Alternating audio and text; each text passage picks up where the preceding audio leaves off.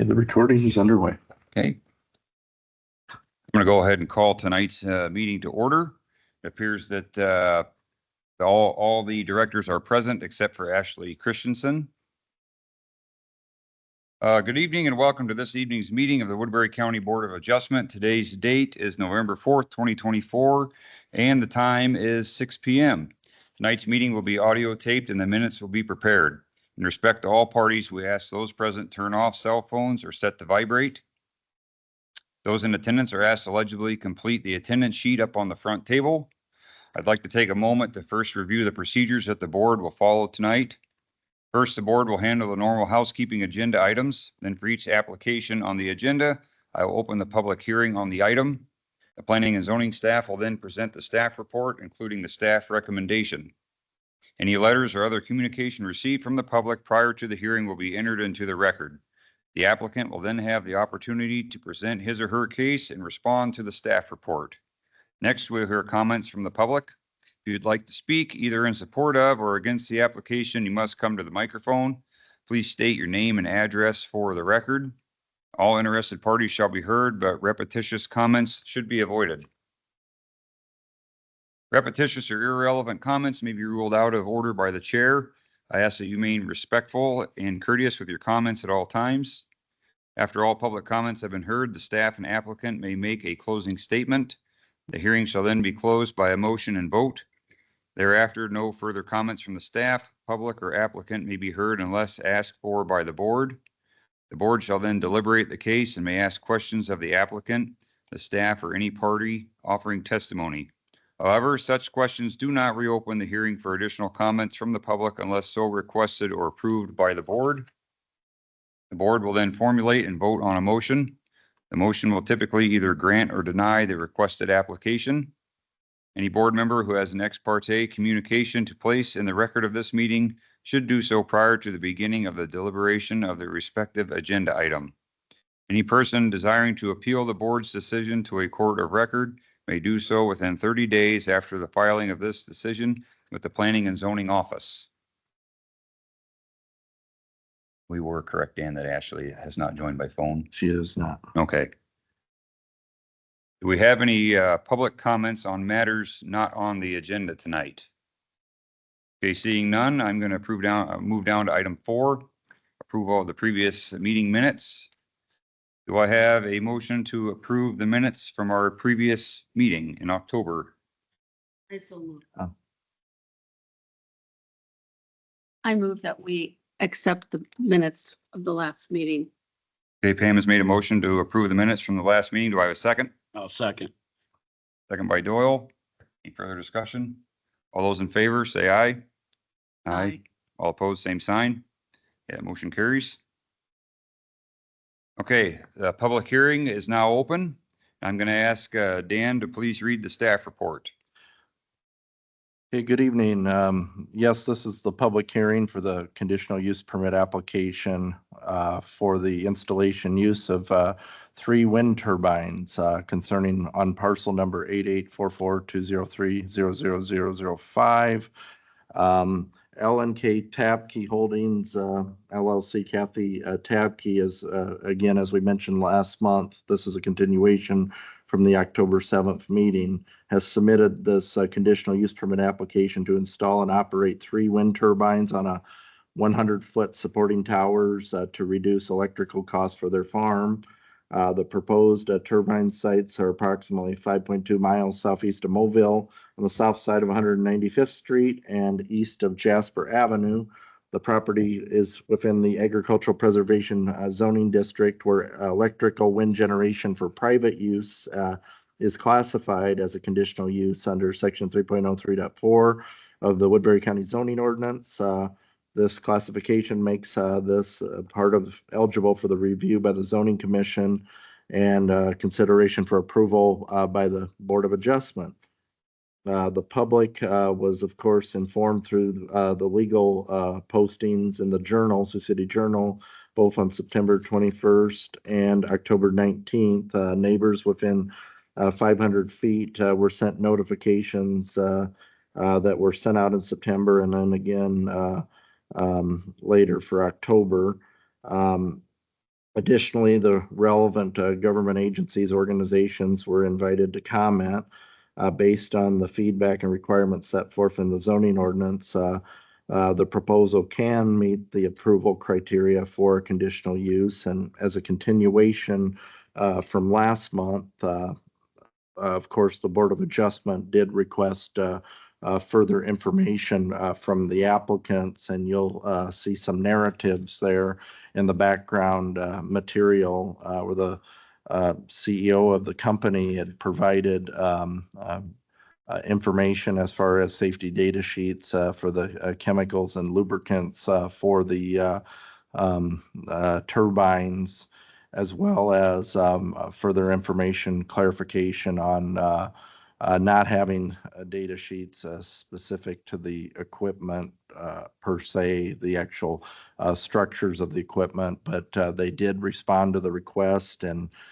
gave us the information that they had available. And I would encourage the board to, of course, talk with the applicant and understand representative from the company is here tonight as well. And but they did provide the information that has been included in the packet as part of the consideration.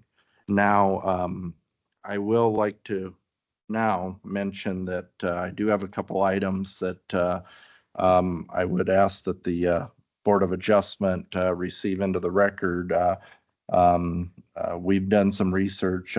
Don has collected several counties as far as their private wind turbine policies for various counties across the state of Iowa on how they rate those in terms of items such as setbacks. And one of the sheets in front of you is shows kind of a turbine tower setback requirements from counties such as Potawatomi, Scott, Lynn, Blackhawk, Polk, Plymouth, Monona, Des Moines County, Bremer, Cedar, and Floyd.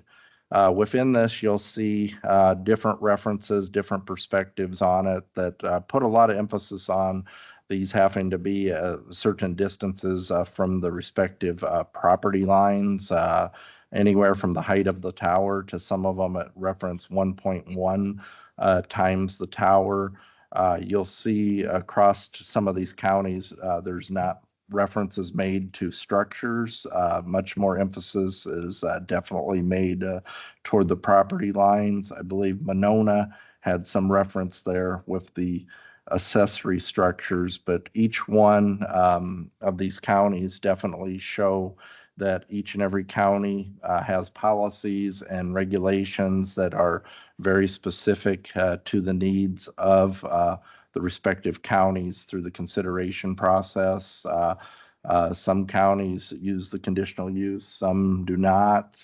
So there's lots of levels of interpretation as far as citing these. And I will make it clear that one of the major reasons this is a conditional use permit consideration process is that net metering relationship that exists, of course, with the utility companies, and it rises up beyond what normally would be the direct agricultural use, agricultural exemption. So it kind of goes beyond the level of ag exempt. So that's why we're looking at this specifically to the conditional use permit process. But each of those counties kind of have their own take, but I will make it very clear that Woodbury County's conditional use permit process is designed to scrutinize the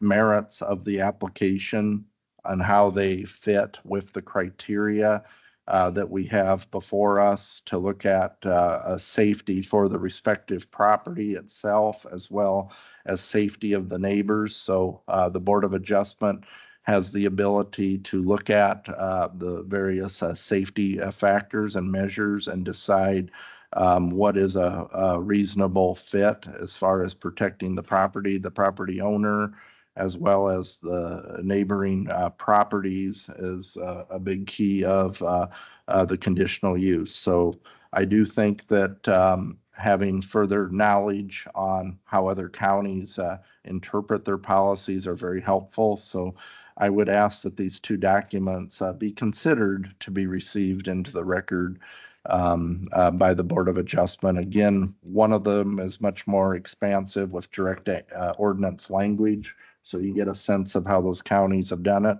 and the other pretty much summarizes the setback. So that's what I've got. Great, thank you for that, Dan. Do we have a motion to receive this new material? I'll make a motion. I have a motion by Doyle to receive the new material. Do I have a second? I'll second that. Second by Tom. Any further discussion? All those in favor say aye. Aye. All opposed, same sign. Okay, motion carries. Dan, did, if I remember right, you sent a copy of the Nordex safety data sheet to the applicant. Appreciate the question. Yes, the backup materials should reflect those conversations. If I could kind of turn to the page, you'll see kind of beginning on page 5, you'll see kind of with Carrie, who's here tonight, that was sent over that way. And I believe actually that was part of the minutes. So we got to get further into the packet. Page 33 is where this agenda item starts. And you will start seeing the exchanges Tuesday, October 8th. There was an exchange with Mrs. Tapke as well as the company where I had laid out the summarization of what the Board of Adjustment had asked for on the October 7th. And you'll see kind of I listed the standards and criteria that you all look for. And as we go forward, you'll see the email from October 10th where the safety data sheets scenario is referenced. Let's see, trying to find that link.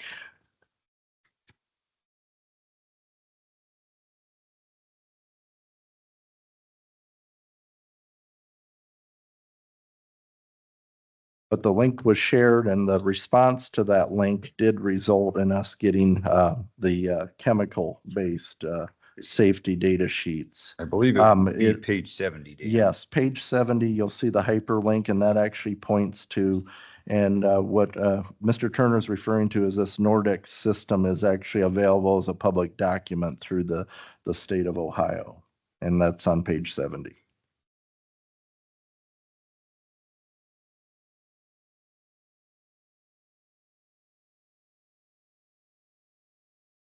Okay, is anyone here that would like to speak on the application?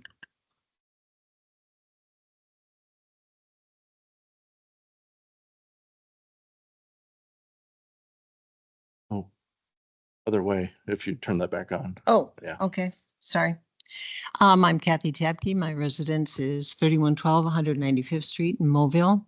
And listening, I did not realize that net metering was the reason for the conditional use. And it's only $0.015 through NIPCO a kilowatt. And if I eliminate that and keep it all just whatever I use, this proceeding is a moot point. And I'm highly considering that because it's not worth it for $0.015. So would that make a difference in all of this? If I may, the agricultural exemption applies anytime it directly supports agricultural activity. In other words, it has to directly assist you and your farm on gleaning farm income. In other words, it's a direct support function that you need to utilize the farm. Yeah, so I just tomorrow morning have to talk to REC and tell them that the interconnection filing is moot and I we'll just have the electricity that's generated used on the farm and not worry about going the other way. Do you know, is that even possible? I mean, when you're generating,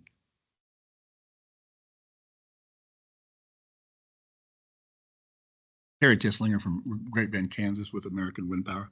Yeah, she has the option to elect net metering, or she can just not sell the excess back, or they won't pay her for it. But it definitely is a farm, you know, it's used by the farm for the hog operation, for drying grain, you know, the wind turbine, it's definitely a farm product. And I do have 2 meters through REC. One is attached to the house. So the house is different from everything else on the farm. So whatever is generated by these turbines will be strictly only used for the 2 hog buildings, the 4 grain bins, and the 2 machine sheds. It won't go to anything else.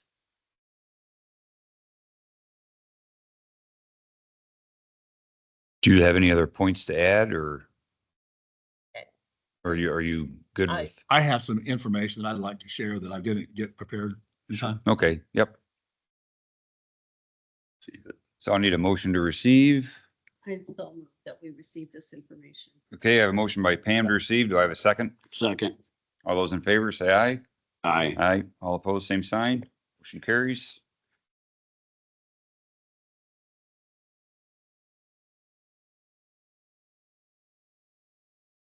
I'm gonna just walk through this document. The first page just is kind of a manufacturer's brochure, just shows the wind turbine. The letter from Mike Berge, the president and CEO of Berge Wind Power, on the 3rd page, I think has some interesting points. He looked at the information we provided. He says he doesn't recommend any setback distances. There are no emergency response recommendations for the turbine. They're engineered to survive wind speeds of up to 140 miles an hour, and we've seen them through that. But I think one thing that's really important to consider, Berge Wind Power has installed over 5,000 wind turbines in the United States, dating back to 1977. And they've always maintained liability insurance.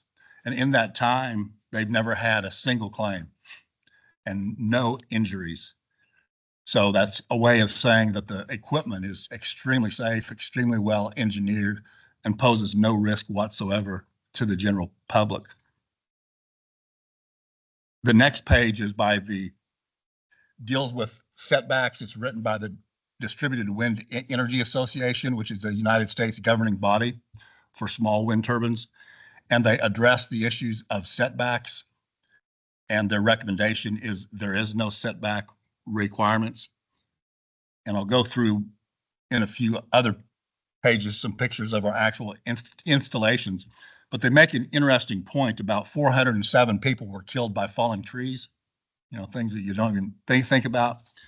But no record can ever be found of any person being injured, let alone being killed by a distributed wind turbine. These are the smaller ones that we're proposing for the Mrs. Tapke. So just some really interesting information there.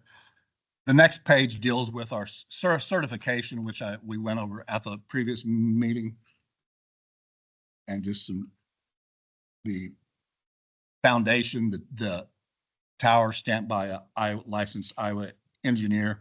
And again, these are designed for wind speeds up to 140 miles an hour. And in my 41 years in this business, I've never had a tower failure. You caught me off guard with the safety data sheets at the last meeting. Mike Berge did provide information on that.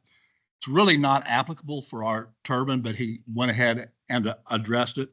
We have 4 bearings in the entire turbine. Those are the only moving parts in the entire turbine. And there's a picture of it there with a quarter next to it. These are sealed the bearings are sealed for the life of the system. They should last around 20 years. And so the amount of grease that they have would probably fit in a,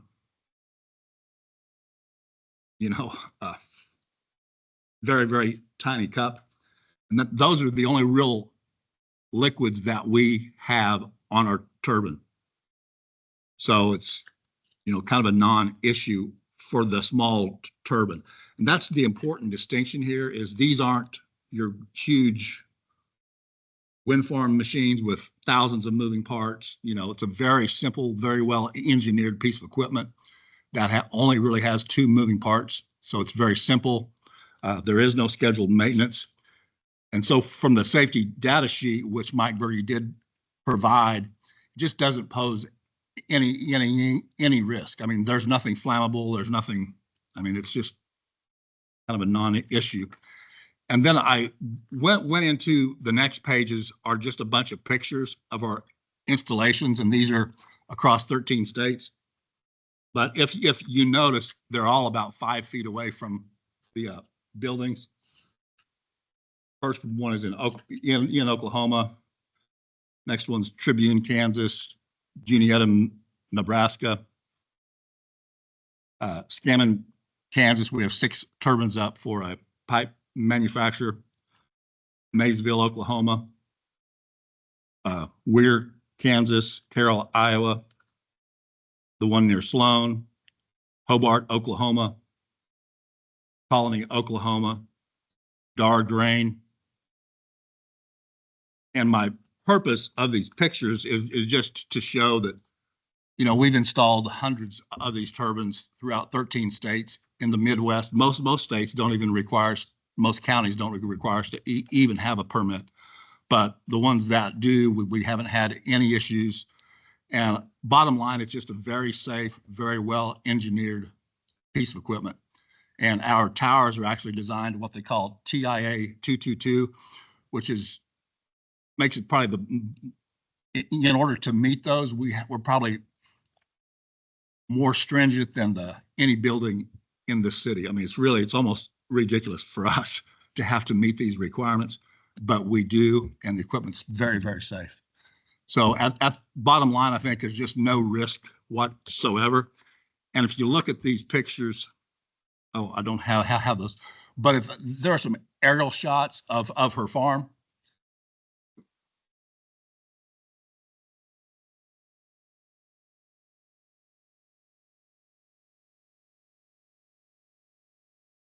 But it just out there by herself. Your nearest neighbor is about half a mile left. Yeah. If that much, yeah. Yeah.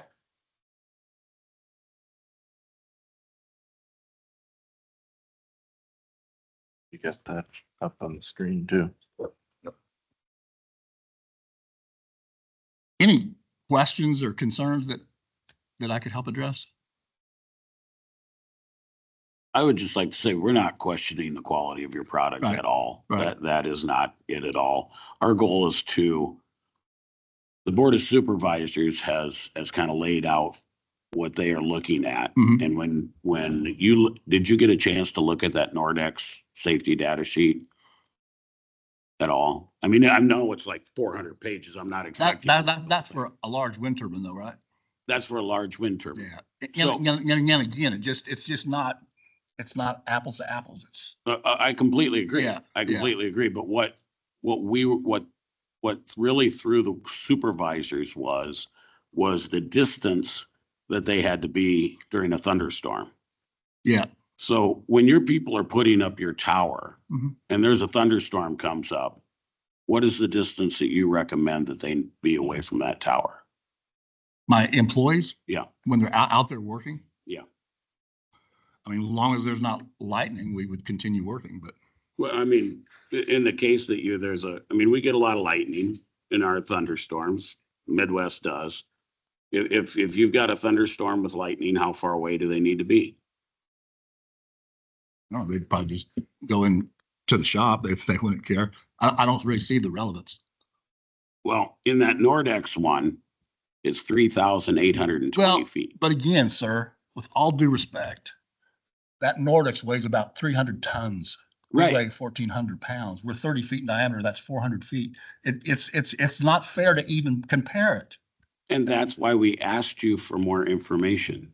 There is no such thing. And Michael Berge has testified before Congress multiple times. He's the president of the Distributed Wind Energy Association. He's been in this business for 48 years.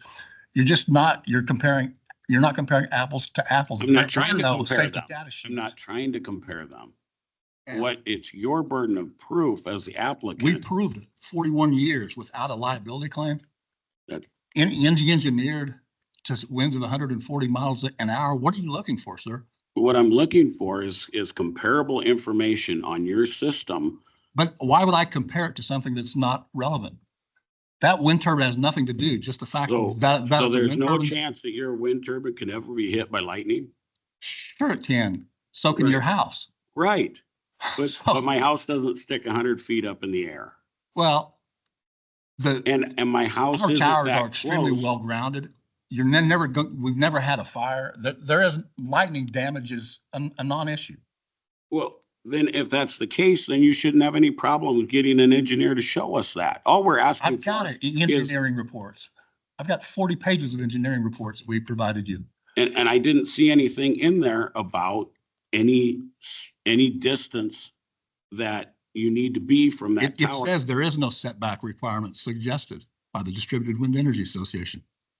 There are no, and that's a governing body of the United States of America.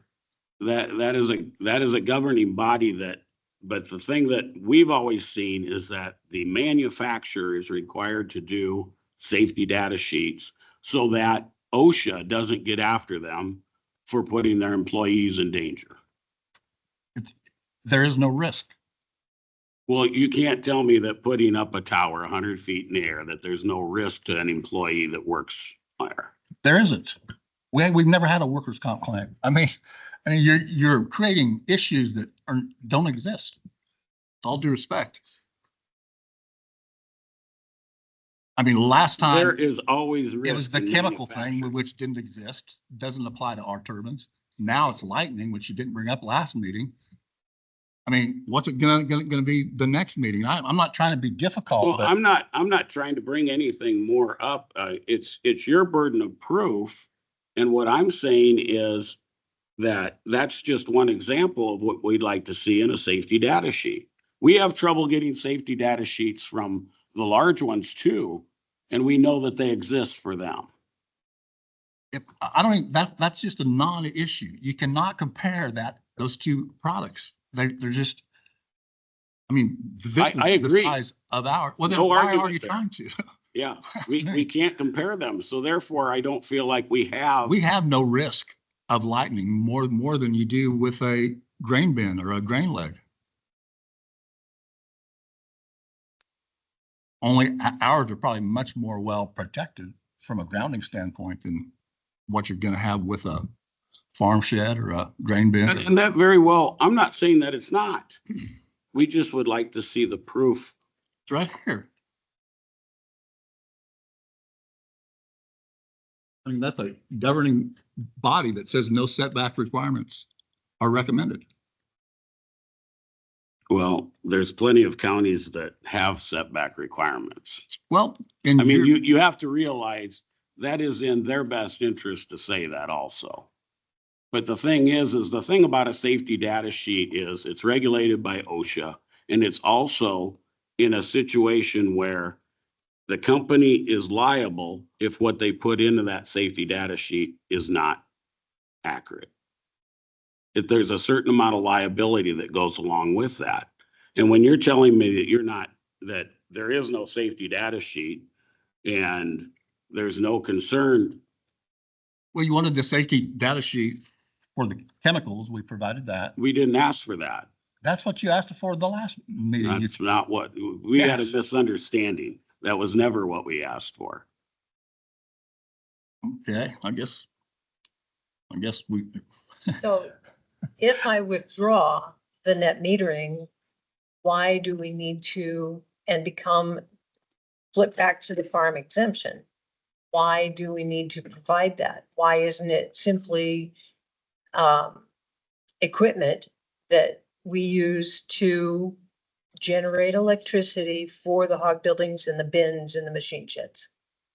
I think that's probably, Dan can probably answer that question best. Well, if you can prove that it's directly farm related and you're not turning it into a net metering, meaning you're selling it back to the grid, setting up a energy sharing, like a mini energy company out there, and it's directly tied into farming, you would have your agricultural exemption, and under the ag exempt, you would assume the liability, I would say, in terms of how you operated on your property, operated on your land and everything. But the county does have the expectations. I know from your current plans, you don't have it going toward the right of way. That would be the biggest concern, is that right of way line. But as far as Explain the right of the what, the right. the right of way line is the property line from the road. It it's Right. where we can't have any structures cross the over there. Turbines, if I recall, are all over 110 feet away from that.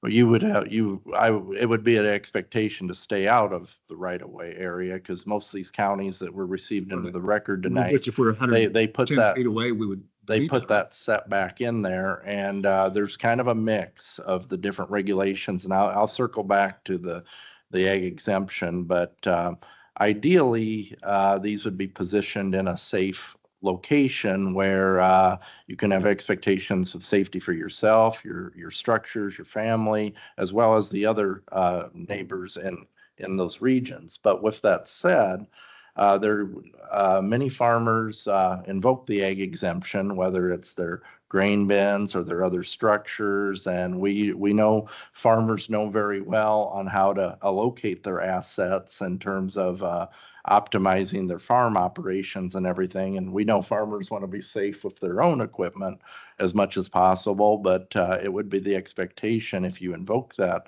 it's used directly for agricultural use. If it's not used for agricultural use, that's what creates this situation. Because if you get it on a percentage scale that you're selling a percentage back to the grid, that's an economic activity beyond the farm.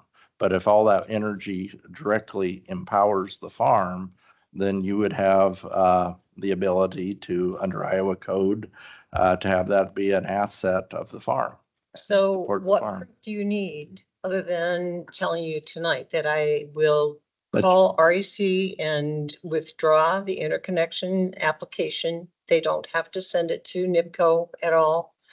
And that all of these wind turbines will be connected to the farm meter, and they'll generate the electricity for the hog building, the augers, the fans, for the augers and the fans for the bins, and that's it. I'm not gonna have the net metering if it's causing this kind of a headache. If there's zero plugging in or income, Long as she doesn't receive any revenue for excess power from the utility, that would. if it's hooked into the grid and it's selling to the grid, it's an economic But as long as activity. she doesn't sell any or get paid for any excess power, that would. If it powers the farm, Yep. the usage of the farm, and allows the farm to succeed with that energy derived from there, that's Okay. adapted for agricultural And then use. on the right of way, you know, the way we had the drawing set up where we're 150 feet away from the road, is that satisfactory? It would be the expectation to, But I mean, you've seen the drawing. Does that meet your? from what I've seen with the drawing and the distances, it's my understanding that it's not going to go into the right of way, but Okay. that would be the concern that would give us the heartburn. Otherwise, As far as that goes, nothing will change other than the interconnection application with the energy company, NIPCO and Yep. Woodbury County REC. if that's severed and that's directly farming related, then that would. Define the right of way again. I just need a little clarity. Right away is the area, it's where the road is located. Mhm. Typically, they're 33 feet center to the road, depending on the location. Right of ways are unique across Woodbury County. They do have different sizes. Okay. We always revert everybody over to secondary roads to get an understanding what that right of way is, but that's really the logic that the height of the tower, if it were to fall and bend towards the road, it cannot touch any point of Okay. that footprint where the road is. It just creates a safety concern on people Yeah, who that's can what we freely set them back for move us. So about. that's not an issue. We always have to have the utmost expectation. There could be any member of the public on any inch of the right of way at any time. Yep. And so it's imperative to keep the right of way free and clear. And as far as that goes, nothing will change to the placement of where the turbines will be. I don't want to speak for all the directors here, but I mean, I don't want you to feel like we're forcing you into this. I mean, this is a decision you can make, based on, the discussion here tonight and other, comments that other directors may have here. So, I mean, I think it's your right, you stay here. If you want to listen to what the rest of the directors have to say, maybe we make a decision tonight, that works for you. Maybe we don't, that's yet to be seen here with the discussion here. I don't want you to, maybe you feel this way, but I don't want it to come across this way. I mean, this is our first, actual legitimate application for this. So sorry if there's a little headache going on, but this is the first one. I'm just sorry you happen to be the first one in this process in the county, but. I appreciate that. We work with a lot of counties. So, and with the Distributed Wind Energy Association, their obvious goal is to promote the use of renewable energy through wind turbines. But at the same time, they've set up some very rigorous standards so that you just can't have people fly. There's only about a half dozen certified wind turbines in the United States. And the towers have to meet certain requirements. And so a lot of the regulations that we run into were set up 30, 40 years ago. And, the technology has come a long way since then, as well as our experience with putting turbines up all over the Midwest. And so that's why they've, I could furnish you with a lot of pages of documentation that there's a National Association of Counties did a pretty good study, which I can send you for future reference. But yeah, if provided we can furnish you some data from the utility company, then that she won't receive any revenue. When you specifically say won't receive any revenue, does that mean electricity will still be going there? The power from the wind turbine will go to the farm. If it did produce any extra power, she won't receive any payment for that. The utility would just get it free, I guess. So it's still connected to the grid. You would be connected to the grid, but there'd be no monetary value received by her for any electricity. It would just, the only monetary value she would have is what the wind turbine reduces her bill by. Does that meet?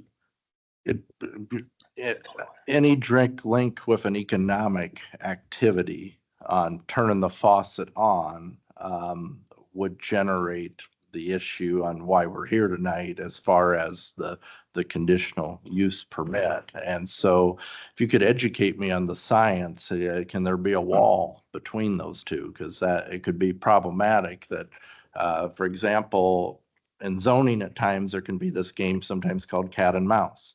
And so the question is, somebody invokes a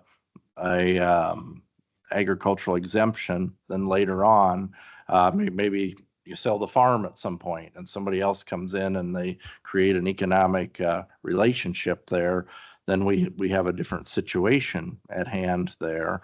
And that would virtually have to trigger a conditional use permit for that type of use. And I think a lot of times we get confused on what a conditional use permit is versus what a building permit is. A conditional use permit is asking for a specific use to occur on that property. And so you are requesting to have wind energy turbines on this property to generate energy at this location in terms of private use, being able to plug into the grid. You've got the advantage of being a farmer, having a farm, but the ordinance, when you're not involved in farming, by virtue of putting that wind turbine in there, regardless of the economic aspect, the regular average citizen that does not have a farm has to come through this conditional use permit. And they can't go and say this, I have an economic relationship, I don't have an economic, that's a privilege of the farmer under Iowa code. And so the question is, can you independently operate that turbine to facilitate a farm operation, possibly independently from the grid? It'll be That would, on that would the be grid. that would be the concern. Because she has to have power if there's no wind, so she still has to have the grid, but she will not receive any revenue, any income, any economic payment for any power that would be sold to the grid. Yeah, they're, It would just be used by the farm. Yeah. So it should be But, farming. yeah, there, again, there can't be that economic relationship. And if there we is Get not. into 90-10 or Well, whatever. but- there is not. Yeah. And we can get that documentation from the utility. Is there any other questions from any other directors here? So if they decided not to take any revenue from REC, then they technically wouldn't need the use permit, right? I think when you read into Iowa code, as far as the structures being something that supports the economic activity of farming, it directly helps you operate your farm. It empowers the farm. They could invoke that ag exemption.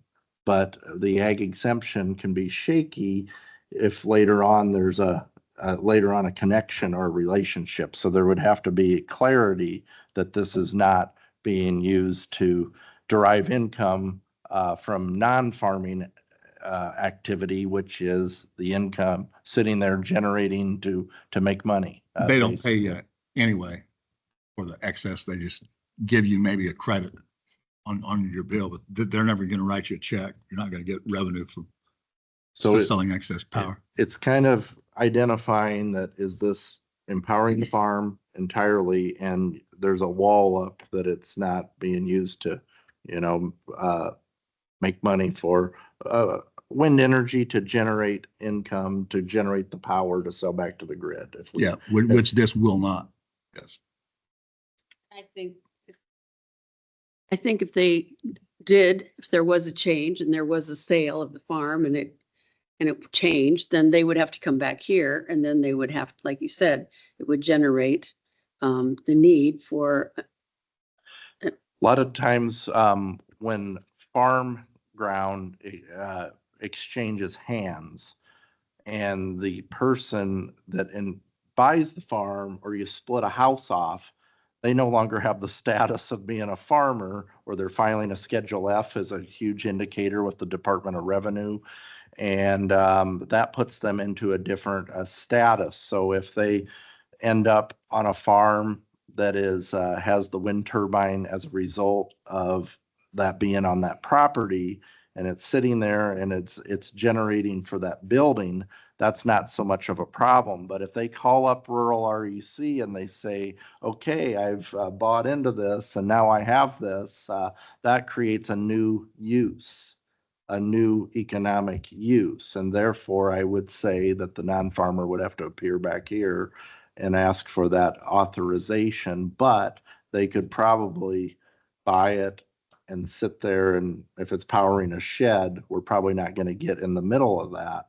But if the economics of that use changes. So I know we're visualizing here tonight building a turbine, but this is as much about using the turbine and that economic relationship as it is actually physically building it. And if we wanted to start parsing the data and the information, they get the use rights here at the Board of Adjustment.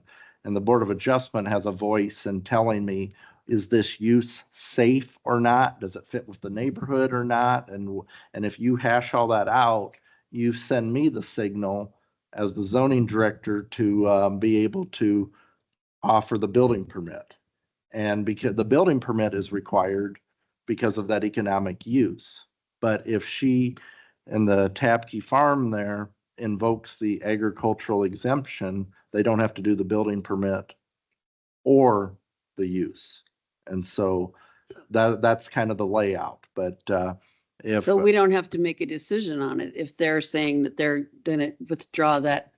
technically, they would take a different direction under that. I mean, do you guys, I feel like maybe you know, maybe she intended on the net metering. I feel like maybe we should give them a fair shake, you know, since that's what they'd like to do. You know, we hear them out, we discuss it ourselves, you know, and if they don't like the decision we make, then it sounds like they do have an option, you know, if they don't like what we discuss here tonight. I mean, what do you guys think about that? Well, I think that would be up to the applicant, wouldn't it? Yeah, I think Daniel just summarized it as far as that situation. It looks like if they can fit within the box of the agricultural exemption, that's likely an option. But if they want to pursue forward and see what the board would have to say about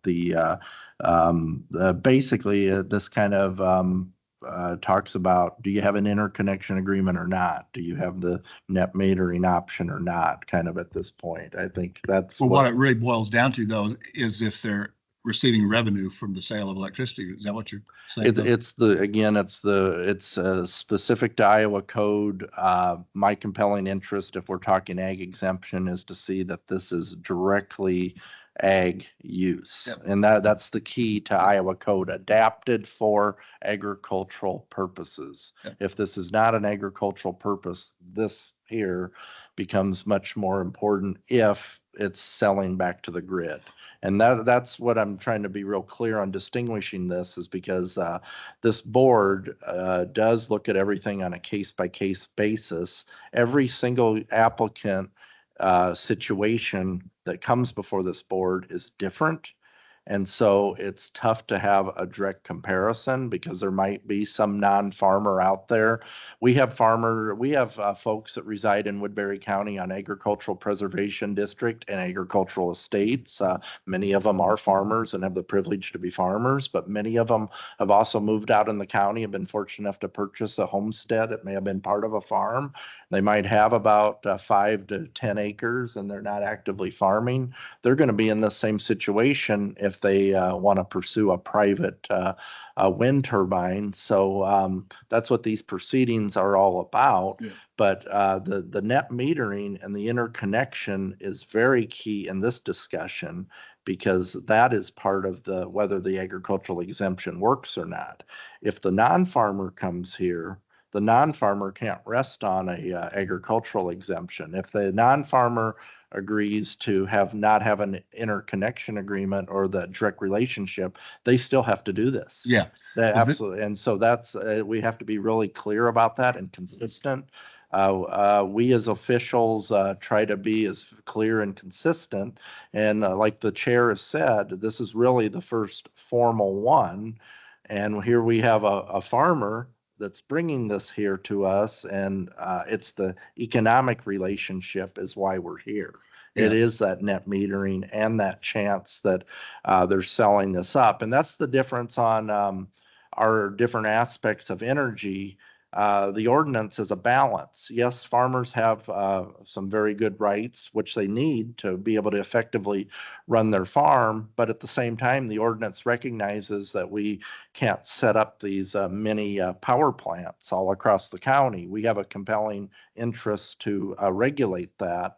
And I think that Mrs. Tapke's kind of in the middle of this in a lot of respects, because there's actually several ways this could go. So if we meet your ag exempt requirements, what's the next step? If the ag exempt requirements are met, it would be up to Mrs. Tapke and you to come up with your own plans on putting that on the property. There would not be any building permit and there would not be any conditional use permit. Okay. But like I said, I would expect and request for you to stay out of the right of way. Yeah. Okay. Are you guys still interested in seeing what the board would come up with for a decision tonight on this, or what are your thoughts there? I mean, In terms of approving the conditional use permit? as you have presented it now with the net metering capability, I mean, are you guys wanting to stay here and have us discuss this and we come up with a decision, yes or no? Sure. Or, And then if not, we'll do ag exempt. So you're okay with us continuing our deliberation then, and as the board, I will, simply to set precedent so you can make decisions on providing accurate and in-depth information to the next applicants. Because I feel that it's something that needs to be clarified. And if I'm the guinea pig on this, then I'm the guinea pig.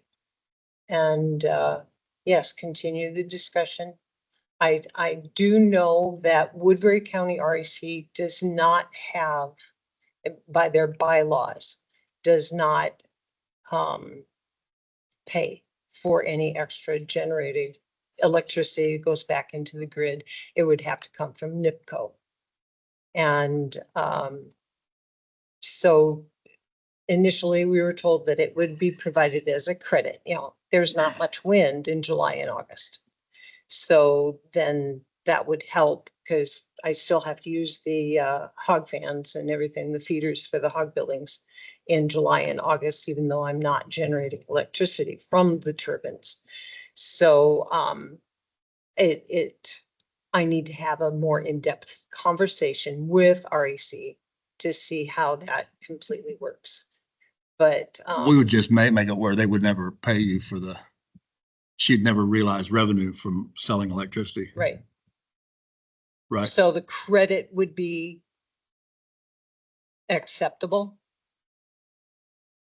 I'd maybe refer to Dan this, but the way I understand it is if they do give you a credit, then that is your net metering. But if they didn't give you any compensation for that juice that your turbines put back in the grid, then you are under that ag exemption. Am I correct in that, Dan? Yeah, again, it's that economic relationship directly with the company. It's that's the tough part of the ag exempt. And I want to just show you, I'm going to pull up here just so everybody's aware of Iowa Code farm exemption.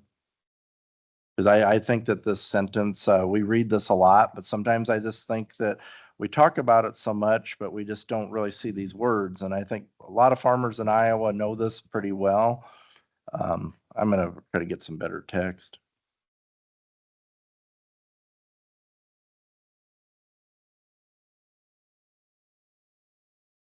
Yeah. Oh, boy, that last one was pretty good. There. Yeah, it's they have various versions up here, but you always want to get the one from the legislature. But this is the definition of ag exempt. To the extent required, no ordinance adopted under this chapter applies to land, farmhouses, farm buildings, farm outbuildings, or other buildings or structures that are primarily adapted. So this falls under the structures by reason of nature for use for agricultural purposes while so used. And that key there, which I described previously, while so used, explains the handoff of the farm. However, the ordinances, of course, floodplains is a different issue. They have you do that, but it says the county shall not require an application, approval, or payment fee in order for an ordinance to be deemed incompatible to land, farm buildings, outbuildings, or other buildings or structures that are primarily adapted for the use of agricultural purposes. That's your key sentence there, primarily adapted for that use. And going into a separate economic relationship with a company, a utility company, does grow us outside of the agricultural exemption. So if there's a But way, if they're not paying for the excess power, then if there's a way that you can have that be primarily adapted for the agricultural purposes without another economic activity that because otherwise that puts you into an economic category of deriving any kind of well, income. an whether economic it's a credit. category would be receiving income, right? What's that? An economic category would be receiving income, correct? Agricultural For purpose. selling the electricity. Agricultural itself is an economic activity for the Yeah. good of the community and the farmer, et cetera. As far as the relationship is having another revenue stream that comes in and completely moves it outside of ag. And that's this, we just have to have the assurance that it's outside of that period. Are you talking the cent and a half from NIPCO or the credit for electricity used when I don't generate the electricity. See, what, Two different what, things. what net metering does is it basically, the utility serves as a battery. So if it's a windy day, you're generating more than you use at that moment, your meter essentially runs backwards. Then the next day it's calm, you draw that power back out. If this becomes a But tool. they never actually pay you for any power. If this becomes a tool of of a energy company, then it becomes a sort of a wing of it, and there's that relationship with it. So I think if you could kind of cleanly clarify that it's sitting there, it's powering the farm. I just think if I try to simplify it, this may not even be correct, but it's turning, it's powering the structure. That's all I'm focused on. I'm Yeah. not thinking about the power company. Yeah, because all it's going to be tied into are her grain bins or hog barns, Mhm. you know, farm buildings. But in this world, the power company don't exist to me. I'm looking at Yeah. that Yeah. wind turbine and structure. We could do that. And Kathy, did that answer your question? So it's not truly, when you said that when you produce more electricity, it goes to the utility. It's just the way that they meter it. And when you don't produce enough, they basically give you back your You same still gotta have electricity. power, yeah. So they're like a battery for Yeah. you. But you would never have revenue That's a, for selling power. that makes it complicated. It's a relationship. It's a relationship, yeah. Now, the credits that are generated off of this, if you have, let's say you have 10 kilowatt, whatever, however you want to measure it, that goes to the utility and you use 5 back. So you have a 5 net. What do they pay you for that 5? Nothing. No, I mean, if you are in the metering, if you do this as metering, how do they do that? How do they figure that? I'd have to check. They probably would never, they never pay you. They never write you a check. But They they might give you a roll it credit. over to the next month. They roll it over to the next. Possibly. Okay. I'd have to check. I believe that Kathy, didn't you state that they were gonna pay you like 1.5 cents a kilowatt or something for that for the X? Okay, was that what you were wondering, Doyle? I thought I heard Well, her say. yeah, Yeah. and how do they figure that 1.5 cents? That would be like if she generated 6,000 kilowatt hours, used 5,000, there's an extra 1,000. More than likely, they would probably just roll that to the next month. But if not, NIPCO would pay 1.5 cents for that 1,000. But we would just set it up so she never got paid for any excess power. And I believe on that interconnection application, there is a section on, and you've got it on, does this include net metering? And so we could always change that also. Yeah, we'll get with the utility, but we'll make it where there's no revenue for Tapke Farms from the utility. I mean, if you want to, we can still, Yeah. I mean, maybe there's a chance you get this, Yeah. and I'm not gonna speak for the other directors here, but maybe this, passes and you do get net metering. I don't know. I can't speak for anybody else, but.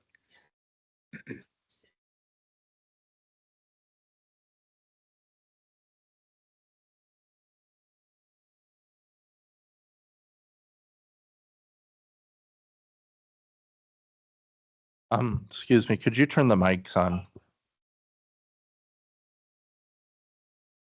This will happen again, and I feel it's an extremely important thing for this body to have the information clearly stated so that the next applicant doesn't have to jump through hoops as I have.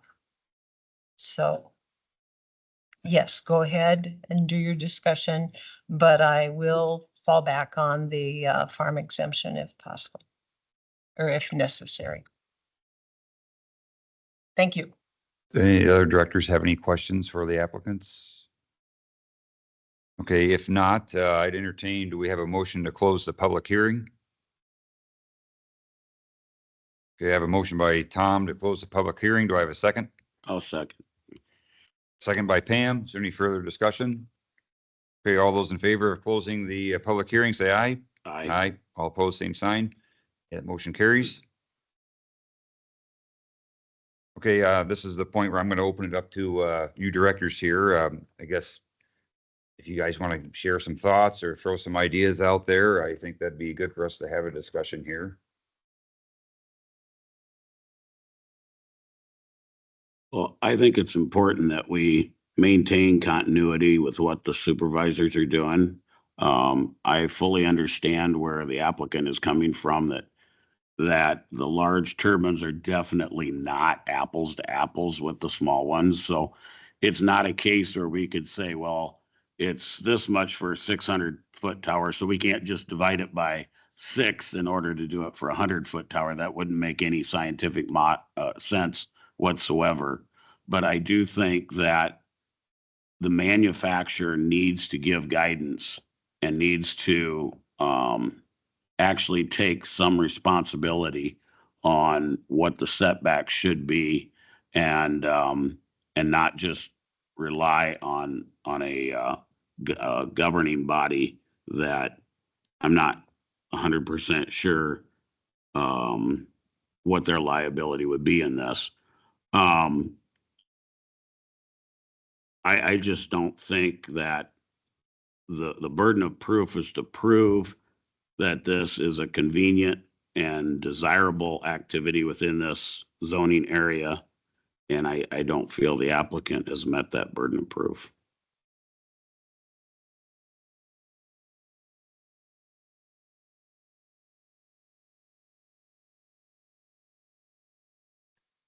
Well, I'm on the other side of the fence, I think.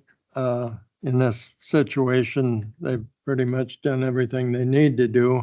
And the MSDS, I've worked with a lot of them on the chemicals, but I don't know if that really pertains here. That's just my opinion. I agree with Tom. I feel like that they have done everything that humanly possible, that they know what to do. And if the data sheets aren't created or aren't there, you can't squeeze something out of them that doesn't exist. And I think they have done an excellent job of providing us with lots of information. Have tried very hard to meet what our requests have been. And we appreciate all of the work that you've done to fill this application out and get it to us. And I don't see any problem with it myself. I would be in favor of allowing it to pass.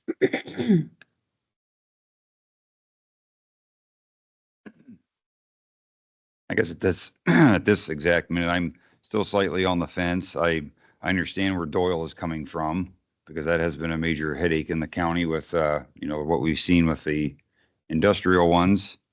On the other hand, being a farmer myself, I understand that you kind of want to be able to run your own program, and do what you need to do for your farm.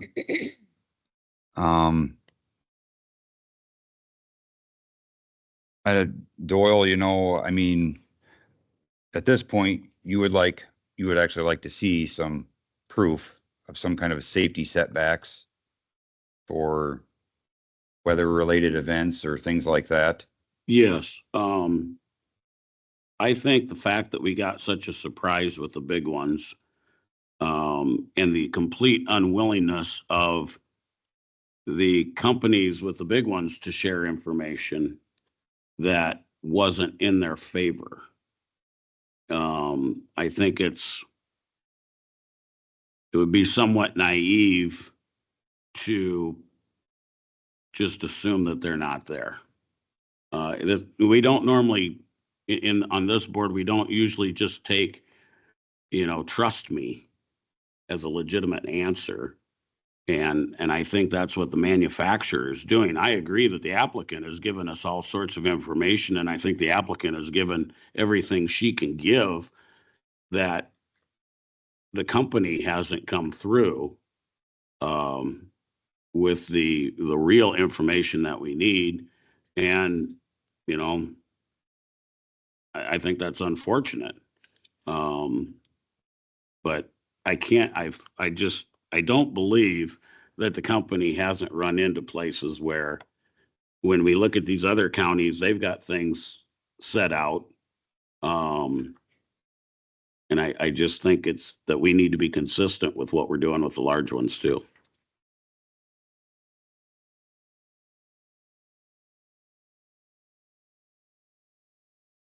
Could you come to the microphones again, just so we have this on record? And make sure they're on, please, so the red lights are illuminated. Thank you. Yeah, so on that document I gave you today, it's a letter from the manufacturer. And it just says they do not recommend any setback distances. There are no emergency response recommendations. And, you know, I've worked with Mike for 41 years.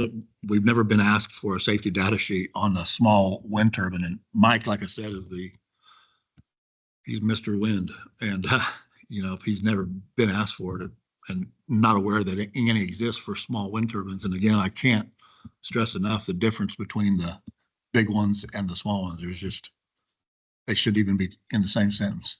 Well, and there's, if you'd look at that Nordex, But sir, it's just, I don't even want to discuss it. It's not the same. You know, you're talking a $10 million piece of equipment versus $100,000 piece of equipment. It's just, you know, 400 tons versus 1,400 pounds. It's just, you've also are placing them 25 feet from a hog building. 5 feet. You know, if you look at our pictures, I mean, 41 years without a single tower failure, 5,000 systems with 0 liability claims, no injuries. I mean, things can happen, I admit, but our track record is very solid. And that statement right there from the manufacturer should, you know, they don't recommend any setback distances. I just feel you're making a big mountain out of the safety data sheets. It's like comparing a Empire State Building to my tent in my backyard. They're just not any relevance. Well, with all due respect. I mean, just same thing with your grain bin situation. The grain bin doesn't produce electricity 100 feet in the air. You know, so it is a larger attraction for a lightning strike. I mean, when I looked it up on the internet, they're talking that the average of lightning strikes on turbines is somewhere between 0.6 and 1. But sir, again, you're looking at wind farm turbines. No. You're not looking at small wind turbines. No. There is no data. I mean, I've been doing this for 41 years. We rarely have a lightning strike, but lightning doesn't care. Steel is steel. If it's a grain bin made out of steel or a wind turbine made out of steel, lightning doesn't care. And you've got grain legs that are 150 feet tall. I mean,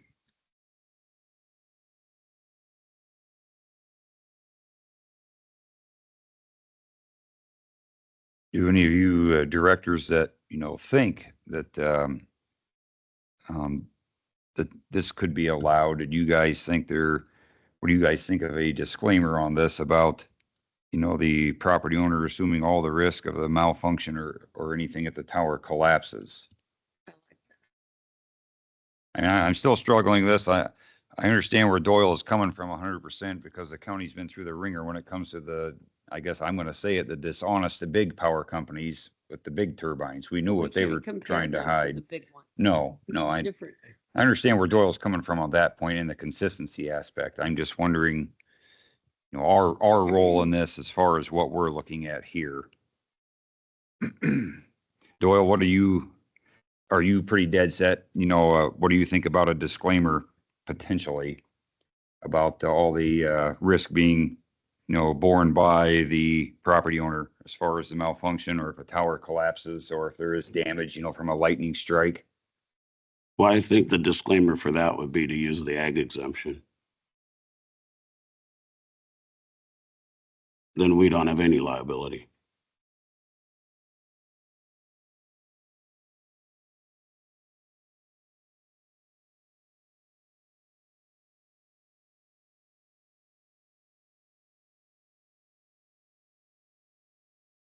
my question would be, what liability would the county have if this got struck by lightning? I don't follow that line of thinking. So the fact that we have information existing within the county on the record that with obviously larger turbines have a huge risk of lightning. And for us to ignore that risk with But I mean, this, how does that affect the county's liability if a wind turbine gets struck by lightning? I don't follow that. well, I mean, it would be the property, the the property Wind owner turbine is going to come owners. first. Property owner comes first, but right. this is 2024. They sue everybody. And if we give them a permit, we are subject to a lawsuit. If something gets struck by lightning, no way. Come on, If, come on. if there is no setback, Well, the setback, he just said the right of way, 150 feet. right, but you're sitting so close to that building.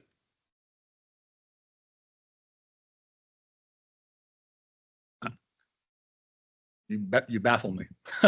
I don't see your line of thinking there, but I mean, if it gets struck by lightning, that has nothing to do with the county. I mean, if your computer gets struck by lightning, and it's not the county's fault. I don't have to get a permit from the county to put in my computer. Yeah, but a grain bin, you probably don't either, but I mean, I don't see what that would have any liability for the county.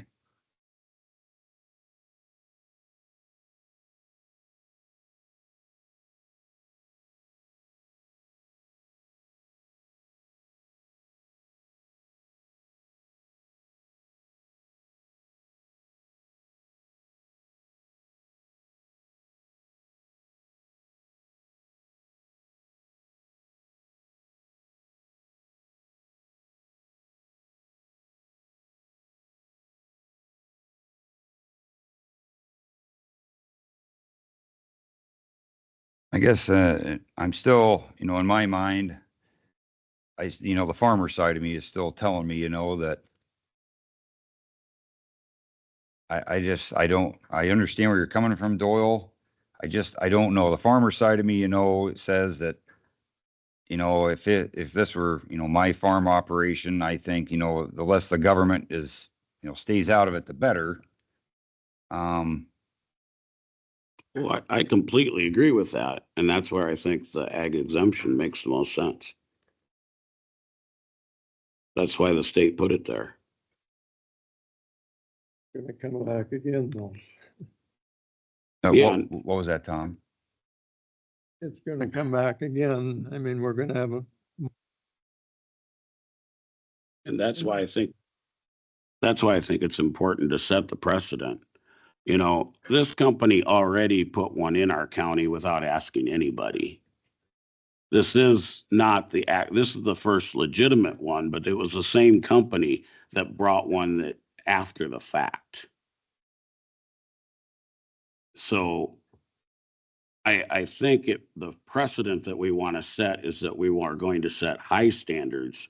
We've already kind of set a precedent in a vote that I wasn't part of to allow them to have a permit after they built it. They built it way too close to the neighbor's property.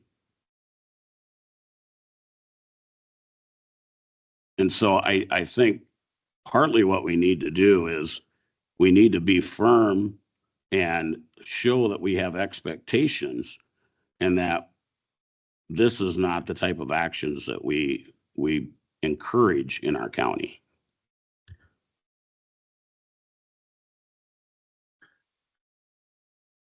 As far as precedent goes, Dan, I mean, if this were to be, theoretically denied tonight, or if it was a tie vote, it would fail anyway, wouldn't it? Yeah. We gotta be careful with the word precedent because conditional use permits are unique to each and every application. Precedent is something that you look at specifically on something, maybe you look at it, you study it on how you handled another area, but there's always a new set of facts under each respective application. There's always a different classification of an applicant, meaning either the farmer, the non-farmer.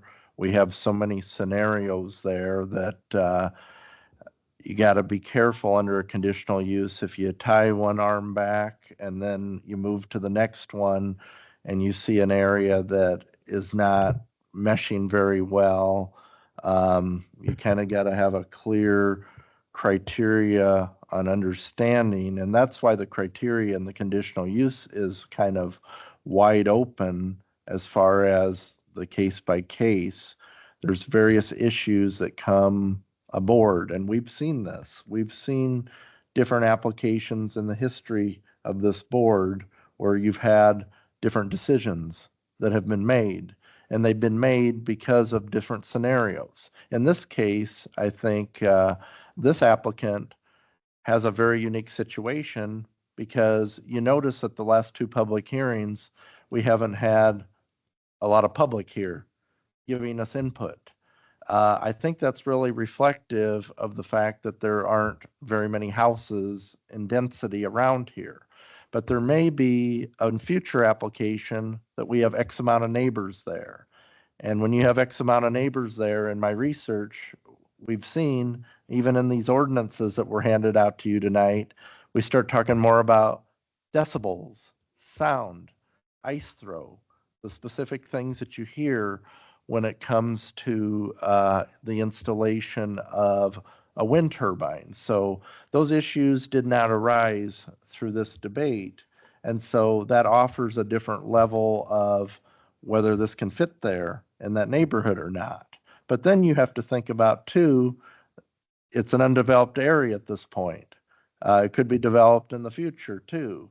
But that takes, again, under the conditional use permit, the neighbors getting the letter, being engaged in their community and explaining things. Because we've had meetings this year that the public has really shown this board things that they're definitely concerned about. So when I get into case by case, the conditional use permit is a case by case.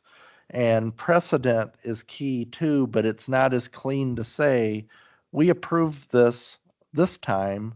That does not guarantee a new application is going to get approved because it got approved before. So we've got to be very careful with the precedent and using the criteria that we have. So there will always be a different set of facts. And I think Mrs. Tapke herself said it very well in terms of consistency, in terms of the application process. We try to be. We have an application that you have to fill out, and we have an application that is very wide open. And the applicants, all of them do a good job trying to convey what the message is for that property. When the applicant is filling out that application, they have one thing on their mind. They want to get this done. They want to get this completed. I think many of them do care about their neighbors. They're good citizens. They love their community, et cetera. But we're all focused in on, I know when you fill out an application, you're filling it out because you want to get this project done. It's our duty here to try to find that these items can coexist. That the applicant can be able to enjoy rights on their land, and the neighbors can also be happy for them enjoying their rights on their land in a form of compatibility. So I do think we got to be careful on saying precedent, and more so that the public is aware that a conditional use is a full out scrutinization of the particular property. We know that Woodbury County is unique. The conditions in the county are different north of Highway 20 at times than they are south of Highway 20. And so we don't have a specific private ordinance, but I could probably even ask Don, who's went through a lot of ordinances the last few days collecting data, that there's not one grand way of doing this. They all do it differently.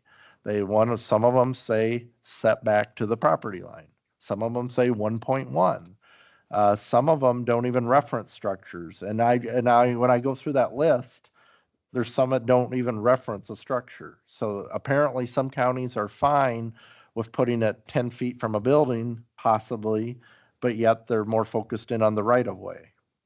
And so I find that fascinating. There's some counties that do care about the structure in terms of how far. It might be a 1.1 or it might be the height of the tower away from the structure.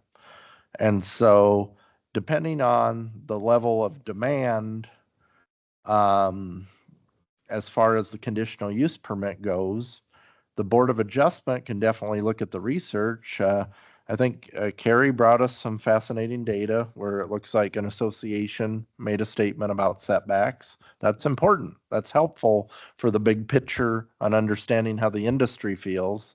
It's important to understand how jurisdictions feel, because at the end of the day, the jurisdiction makes the regulations as far as what our expectations are with ourselves, with our neighbors, and how all of these things are spaced out. So I guess what I'm getting at is it's a case-by-case situation, and the precedent should be that we fully research and scrutinize and listen to what the neighbors have to say, because the neighbors are a big portion of this conditional use permit, as well as what the data and generally what the research says. And I think that's a portion of why safety data sheets were mentioned as far as part of the research. The board wants to know more about how that's factored.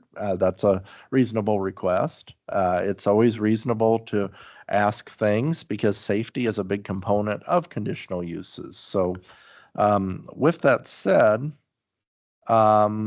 depending on the level of demand, it might be, if this starts becoming a regular thing, maybe the county ought to look at specific enumerated ordinances. I should say enumerated distances to add to the ordinance as far as clarity that way. But without that, it is the duty of the board to find what is appropriate. And ultimately, I think where the rubber meets the road is this kind of comes down to what is the separation distance or not. We heard some, language. We're not going to go into the right of way. That's good information. Absolutely. I think that's kind of the important part there is that we keep the people, the public that might be standing in the right of way at any given time. It might look empty out there at times, but we just always got to assume that the right of way can have a human body in it at any point. Somebody could be outside of their car, parked at any kind of given moment of time. And so we have to protect that potential moment. With that said, we do have the criteria. The Board of Adjustment has the ability to look at this based upon the conditions. Have the conditions been satisfied as far as the application? And are there any conditions that could be put in place that would give confidence to being able to approve it or not? That's just generally how these conditional use permits operate. But without, any other type of enumeration, the Board of Adjustment can create those enumerations as far as what that is. But in terms of becoming a precedent, it's tough to say that, this case creates a precedent. It's definitely information to learn from based upon the next case and those conditions. So I think we've got to always be careful and always use the term case-by-case basis. I'll stop there. Do we also need to clarify if they use the grid as a battery, even if they don't get compensated for it, but if they are using it as a battery, that is an economic benefit? It's a relationship, and it goes back to the agricultural purposes use. And so is the battery an agricultural use? Yeah, And that who would be is far benefiting away. from the battery? Yeah. And so that's what the economic use is. So if the ag exemption is invoked, it's up to any farmer, and I'm not going to use you as the example, but it's up to any farmer to make sure that they're cleanly inside of that definition, because that, can be questioned or it can be challenged. And that's just the caution. And the caution anytime when any farmer does do the ag exemption, they have to solely know. And this is the tough part here, because you see that prong number 2 about requiring an application. That's the reason the zoning administrator is sometimes surprised when a structure goes up, Mhm. is because we don't and can't force an application if you're putting up a shed for your ag use. And so if you're directly using that for the ag use, the Iowa code recognizes that. They recognize that for the farmer. And it would be the same way, I think, with this wind turbine thing, is if it's being used directly to power that. See, I'm just simply looking at it through the lens of they're trying to generate some power and they're going to power that building. And I'm not thinking any further than that.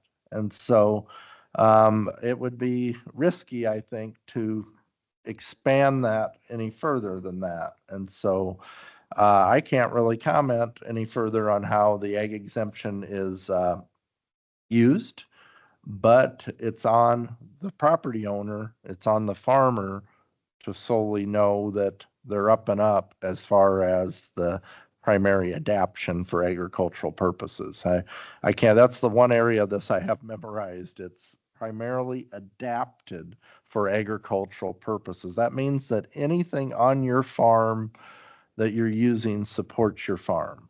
But if you're going to create some business or some activity that has absolutely nothing to do with the farm, then that puts it back into zoning jurisdiction. And so it's a jurisdictional thing. And the farmer can put themselves in or out of jurisdiction based on how they do that.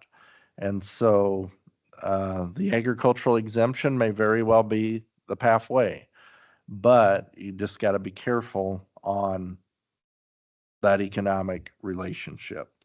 And so if the conditional use permit was to be authorized, let's just say it looks good, the board is comfortable with the setbacks and puts together a resolution, it would likely open up that economic relationship. And so that's generally the choices there is this location, does that fit as far as what the expectations are on a private wind turbine to generate power?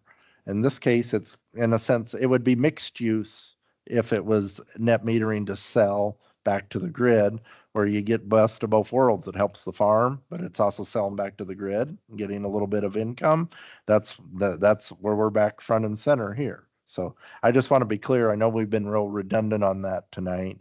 And so it just kind of comes down to, if you go the route of approving something, are you fine with the setbacks? Are you, is there any further data? One of the reasons I handed out the county handout to begin with is to show you that there are a lot of different perspectives on there, but the height of the tower is definitely something that's been very consistent across those counties in terms of placing it. I don't know if the board would entertain conditioning, the height of the tower from the right of way, the property line, or even from the structures. But it just seems that some of those counties do mention the distance. I think Monona was the one of them in the list that mentioned it from structures. I know they've used the term occupied, unoccupied, or even used the home setback for the controlling setback for the zoning district. Our controlling setback is 10 feet for the zoning district dimensional standards.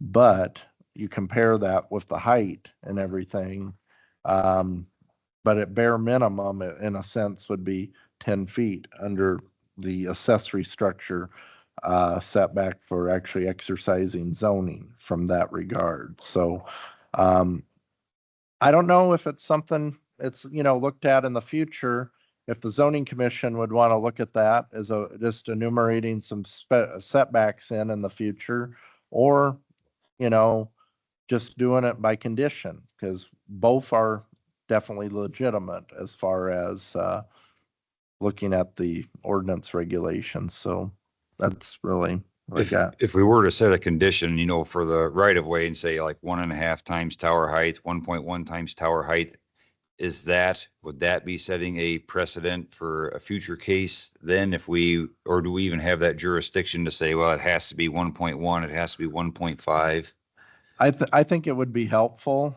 It would depend upon the road condition. I know one thing, I didn't get a big comment from Secondary Roads on this to what I recall, but I would put a huge precedent in what County Engineer Mark or Laura in the future would have to say about that. But typically I know that in the past, the big concern is to stay out of the right of way. I mean, that's pretty much the big concern there. I'm not so concerned in the sense of what they had presented as terms of the right of way, because they were off the right of way, as was referenced here. And I think it just kind of comes down to, and I can't speak for you, but possibly the setbacks from structures. I don't know. I'd have to let you fill in that, but as far as Daniel, if I don't know if I answered that, but I do think that everything's kind of based on the situation. I think a distance that you come up with the right of way is helpful for the future, for sure. But it's not necessarily in stone. It's helpful though. But you got to try your utmost to treat every application consistent, even though I'm being consistently inconsistent in my response. So. The only reason I asked was, if this were to be approved, and we don't have anything on that setback from the right of way, is there any problem with that down the future if we did put a distance on something, or would that not matter? Each application again is independent and unique to the situation and what is reasonable to the landowner as a whole. I would probably suggest at some point to actually sending it over to the zoning commission to maybe look at a proposed ordinance amendment if we're looking specific to setbacks. Otherwise, you've got to look at whether it's reasonable inside of the conditions as a whole. But if we ever look at a private wind ordinance or at least specific language, it would take the community, as you know, the zoning commission, the board of supervisors to generally go through that debate. But otherwise, it's the job of the Board of Adjustment to make, I don't want to use the word make up, but based on data, facts, information that is best available on each unique situation, having a reasonable setback that they come up with in the proceedings. Because again, you look at everything. You look at the layout, you look at the structures, you look at the property line, you look at the topography. There's so many different aspects. In the case of other locations, the neighbors, for sure, the sound levels, the generations, all those things could play a factor here. But like I referenced in this case, a lot of that didn't come out in this debate. And a lot of it had to do with the proximity of neighbors that took an interest in this one, for sure. Well, thanks, Dan, for your clarifications on that. It's a lot to think about. Just from my time on the board, I mean, I've seen where we've had this room full of neighbors, and they're worried about something, and I think that's our primary role is to take those, concerns, into our decision, whether something fits in a specific area or not. That's why this conditional use criteria, I'm feeling in this situation, even though we have not got certain specifics on the manufacturer's safety data sheet distances that Mr. Turner was asking for and that we asked for, I'm feeling that this potential conditional use permit, application could work in this location. I haven't seen the community outrage. I haven't seen the upset neighbors. The precedent thing does not bother me so much after you had explained that this is truly a case by case situation. I mean, if the property owner is okay with, waiving the liability, of the county for, if they assume all responsibility for any, damage from the turbine or malfunction or tower collapses, then I think I could see that, this could fit here on this particular farm. I agree.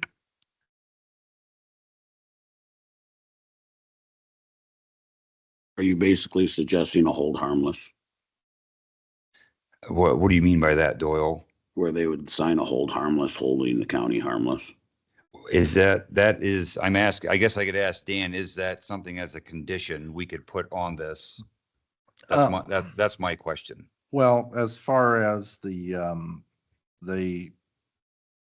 that's a legal question. It would pretty much take county attorney review. I had referenced this to the county attorney's office, and as I mentioned, a lot of cases, we all know they're very busy, and they're rightfully so. They've got a lot to deal with. And as far as the application, we're kind of in a sense looking at the question on that.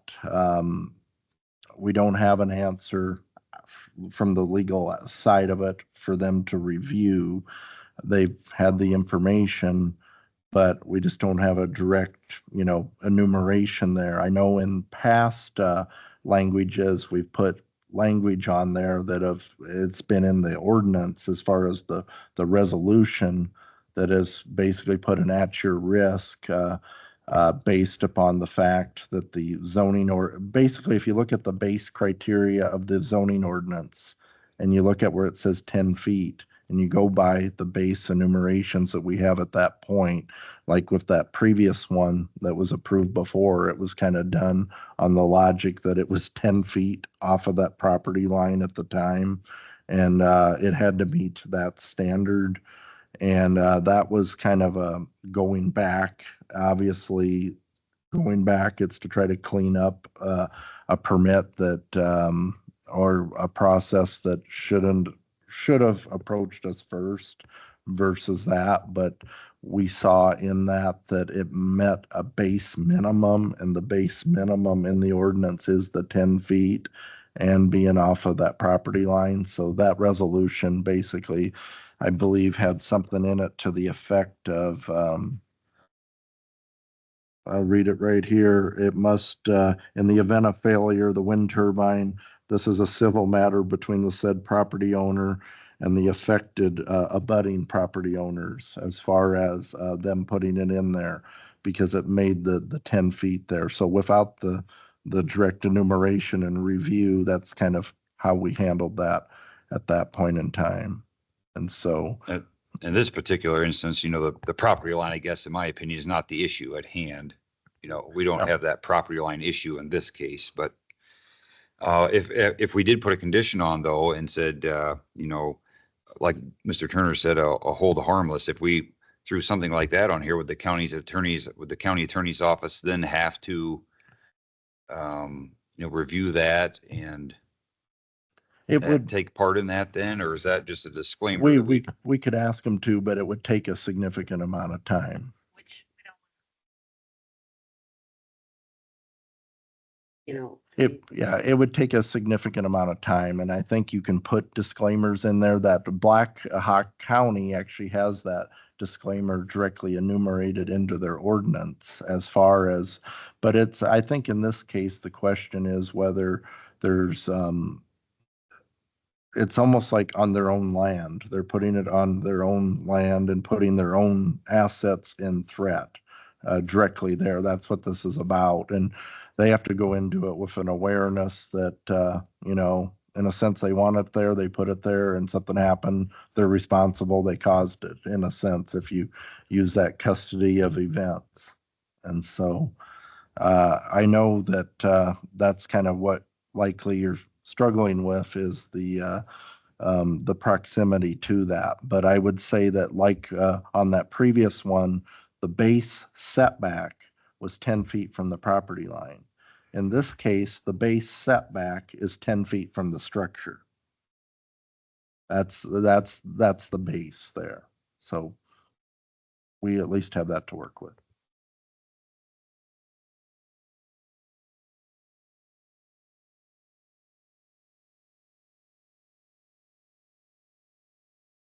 I think I could be on board, with this if we had some kind of a condition on here, that the property owner is going to assume all risk, from malfunction, or tower collapses in this situation.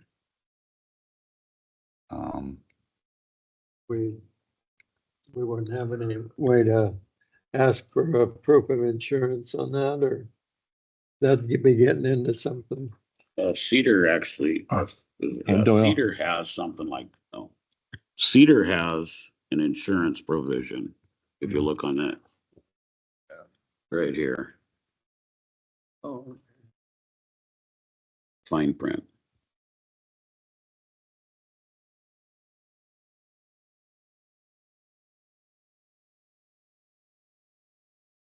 let's see.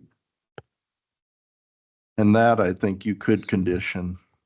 Yeah, certificate of insurance, yeah. Which I'm sure they plan to get that anyhow. Is that something, You could ask for that in a condition. you guys, now, if we want to ask a question of the applicants Yeah. again, do we have to have a vote on that to ask them, or can we ask them? You can ask them questions right now. Do you guys want to ask a question about insurance, or? Yeah. Have you contacted your insurance agent about? Yes, I have, and This upon particular- approval, I would be able to get in liability insurance on each of the turbines. So I have talked to my insurance company, yes. Okay, and they would go along with that, or, Yeah, yeah, okay. I guess if this happens, is it your plan to insure these regardless? well, I'm getting a loan, so yeah, I have to have Sure. them insured. And it only makes sense to have the liability insurance in place in case you're doing something like that. Anything else? Any other questions? Well, in this one, in Cedar County, it makes it specific. The owner seeking a zoning permit to erect a non-CWECS shall provide evidence in the form of a certificate of insurance satisfactory to Cedar County showing general liability coverage for the installation of the operation under a standard homeowners or standard business owners policy, separate and distinct from any insurance requirements of a public utility. But it sounds like,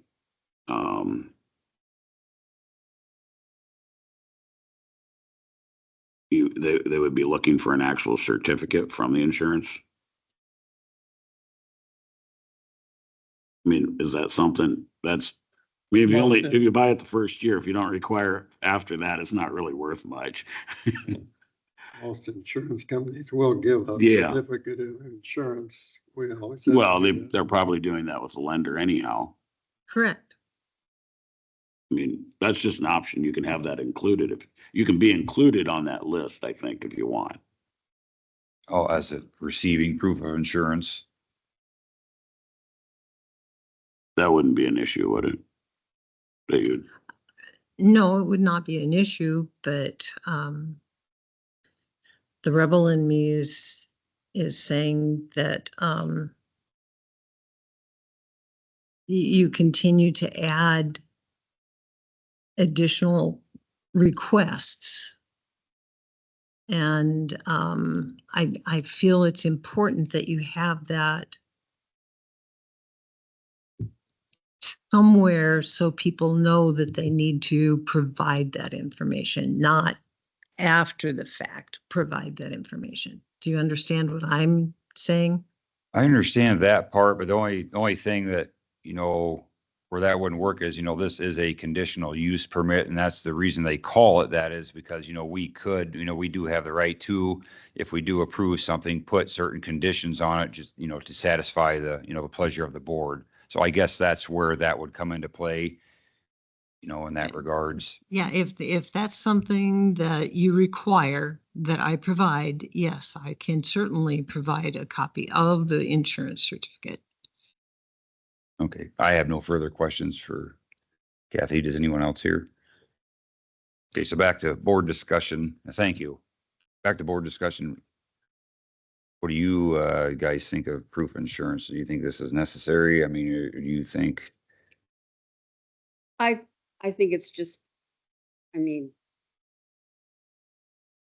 she already said she's getting a loan. She has to have insurance for that purpose. And I don't know that we need to ask for that so much.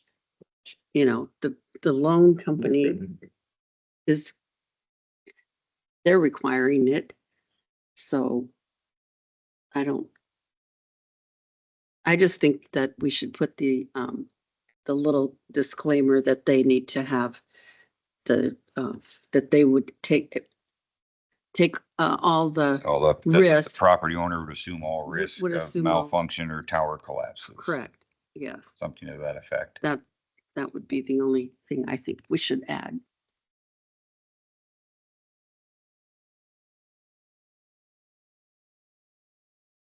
I think, due to the conditional use permit process and what we've heard here, even though we didn't, maybe not have satisfied the 100% MSDS request for, safety setbacks per se, I think in this situation, this would work, for the farm use.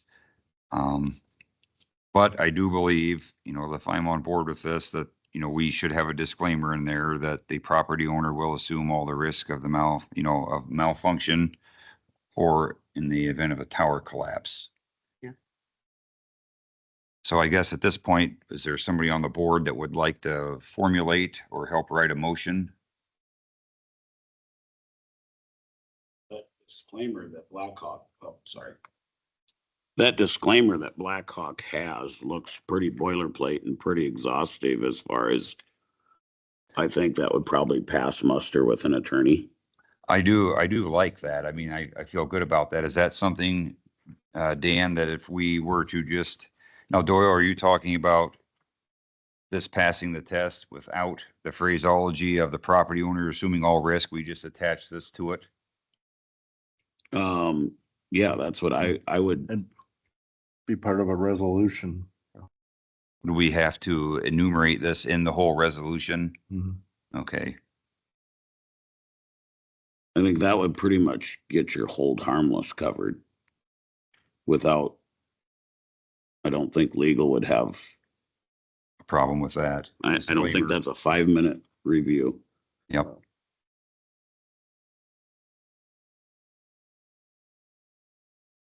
So if we were, what would a potential motion look like then tonight? From those that would, wish to make it to Tom, do you or Pam, do you guys have a potential? Do you or Pam have a potential motion, an idea of a motion or what it would sound like? I mean, would it be as this, Well, we said that would be a good idea. He said we could add that. Okay. so the motion would state something like, the Board of Adjustment will approves this motion. All that or just say the Blackhawk? I think would we have to read all this, Dan? Would this all have to be part of the motion? You could probably reference it as having a disclaimer, like in a summary mode that authorizes the chair to sign a resolution with it included. I think we could read it into the record, so that we have it, as a basis of the minutes. So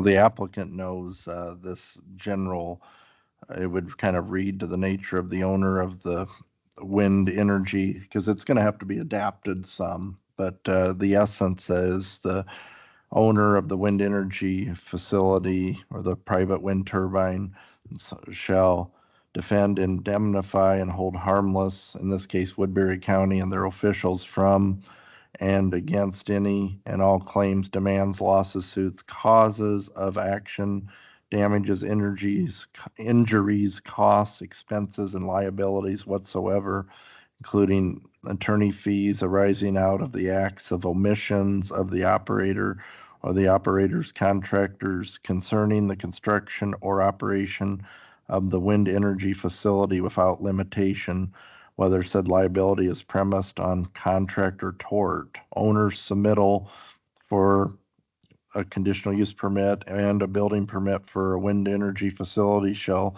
constitute agreement to defend, indemnify, and hold harmless Woodbury County and their officials. So I would likely incorporate that into the building permit side of this as well. So we would have it under both the use and the structure side. At least a form of it. So I think if you possibly entertained a motion that authorizes this with a disclaimer statement recognizing the spirit of what has just been read to you, I think that would. So we Be could have, helpful. we could have a potential motion that would be something like this. Maybe there's a motion to approve the conditional use permit for the installation and use of 3 100-foot wind turbines for L&K Tabke Holdings with reference to the Blackhawk disclaimer. With a form of it modified to Woodbury County's needs. Okay.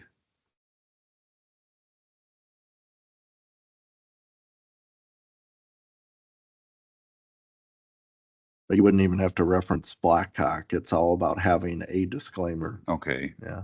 So so we could say something like with a form of the disclaimer referenced at the, In the At the meeting. proceedings in the meeting. okay,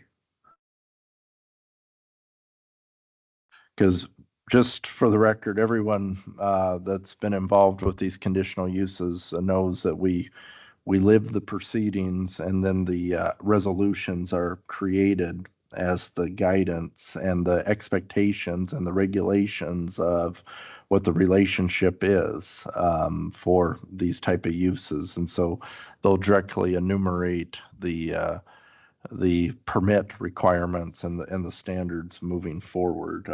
These conditional use permits can do, as the packet, it was referenced in the packet in one of the pages about what the authority and the powers are. Conditional use permits can be sunset. We can put timelines on them.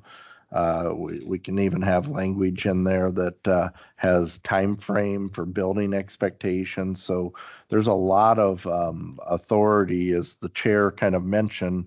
Conditional uses are collecting the big picture on everything, and we learn things through these proceedings, and what we learn sometimes creates the requirement that a condition may be necessary. So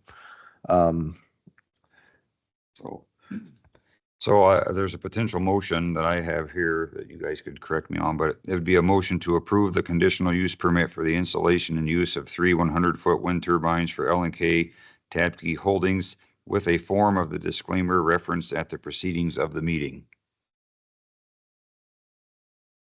could you back up a bit with the, Okay, so for L&K Tabke Holdings with a form of the disclaimer referenced at the proceedings of the meeting. including a disclaimer as discussed Okay, at the meeting? so that would be cleaner, including. Mhm. So I'm going to put that in here. Okay, so a motion to approve the conditional use permit for installation and use of 3 100-foot wind turbines for L&K Tabke Holdings, including the disclaimer referenced at the proceedings of the meeting. Okay. Yeah, I think that's what you're looking to do, is have something that authorizes it with the disclaimer. Add in this it. Blackhawk disclaimer. You guys, is there any other comments from any directors of the board on that? You want to have any issues with it? That satisfies you, Dan? Just anything that authorizes the chairperson to be able to give it a review and include the relevant information in there, because ultimately you're authorizing this use, which would allow for the net metering type of relationship. And it might not hurt to even acknowledge that. So we're talking about clarity on a case-by-case basis, because then when we open up the pages and get a conditional use permit, I think it's imperative that the public know that it's especially when it comes from a farmer, that it's a net metering relationship. If it's a non-farmer, I mean, it's the whole picture. But as I said before, this is very unique because it's rare for a farmer to apply for a conditional use permit, but it's the economic activity that had put this applicant into this scenario. So if I understood you correctly, then Dan, we would have to have a motion that would read something like this: a motion to approve the conditional use permit for the installation and use of 3 100-foot wind turbines for L&K Tabke Holdings with net metering capabilities, including the disclaimer referenced at the proceedings of the meeting, subject to chair's approval. Yeah, and maybe authorizing the interconnection and net metering relationship, or just something that kind of acknowledges that that use is authorized.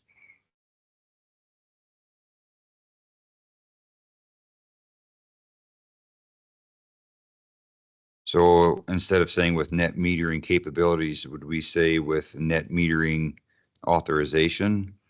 Authorization for interconnection and net metering.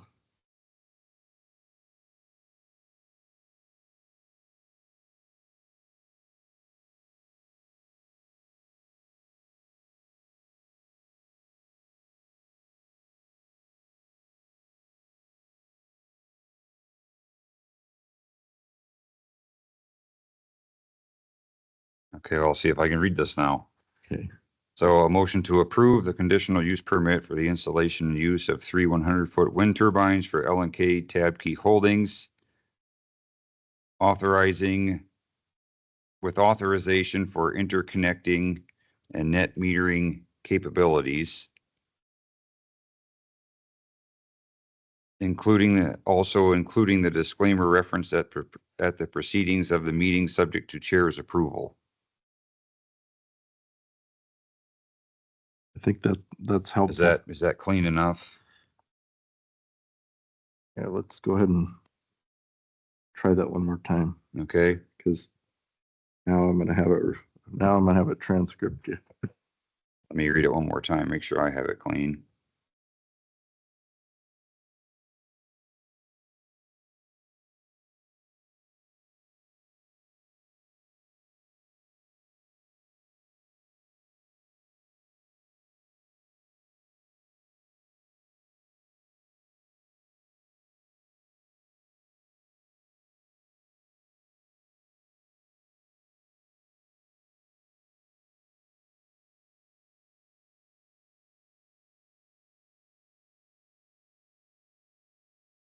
Okay, are you ready, Dan? Okay, so motion to approve the conditional use permit for the installation and use of 3 100-foot wind turbines for L&K Tabke Holdings, authorizing interconnection with net metering capabilities. This will include a disclaimer referenced at the proceedings of the meeting, subject to chair's approval. Are you guys okay with that? Okay, well, I think I might be in the ballpark of what you said, so it would be a motion to approve the conditional use permit for the installation use of 3 100-foot wind turbines for L&K Tabke Holdings, authorizing the interconnection agreement with net metering capabilities. This will include a disclaimer reference to the proceedings of the meeting, subject to the chair's approval. I believe that was it. So, Does somebody need to make it? okay, so we have the motion. Do I have a second? I mean, is the motion been motioned? Oh, Yeah, it's been motioned. by- who wants to make the official motion? You just read it. I just read it, so So Daniel's officially made that motion. Yeah. yep, I'll agree to that. So do I have a second on that motion? Second. Okay, I have a second by Pam. Is there any further discussion? Okay, seeing none, all those in favor say aye. Aye. All opposed, same sign. Okay, that motion carries 3-1.